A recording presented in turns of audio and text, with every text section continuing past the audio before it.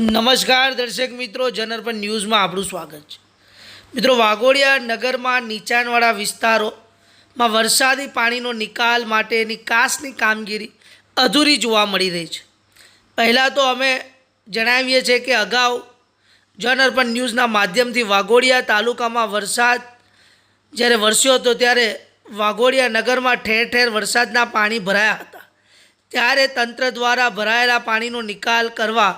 વરસાદી કાસની કામગીરી હાથ ધરવામાં આવી હતી, પરંતુ નવીનગરી એસટી ડેપો પાસે આવેલા છાત્રાલય, જે રોહિતવાસ, રબારીવાસ જેવા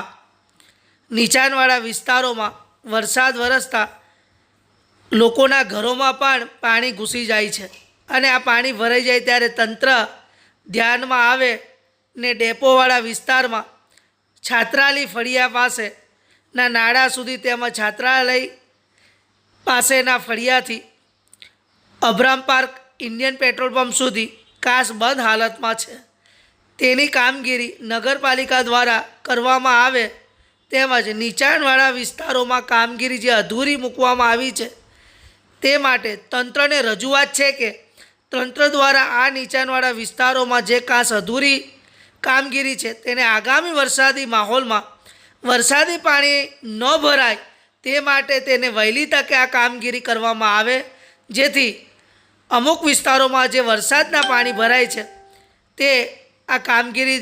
જો પૂર્ણ થાય તો તેનો નિકાલ પણ આ વરસાદી કાસમાં પાણી જે કહેવાય કે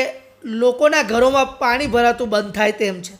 આમ નીચાણવાળા વિસ્તારોમાં વાઘોડિયામાં જે અધૂરી કાસની કામગીરી છે તેને પૂર્ણ કરવા માટે લોકોની માંગ ઊભી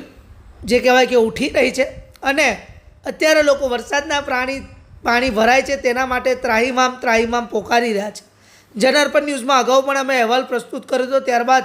કામગીરી જોવા મળી હતી, પરંતુ હજુ નીચાણવાળા વિસ્તારોમાં કામગીરી જે ઠપ છે તે કામગીરી ક્યારે જલ્દી પૂર્ણ થશે તે આગામી દિવસોમાં જોવાનું રહેશે। Bureau report, Janarpan news, Waghodia. Pankaj Vasava, bureau chief.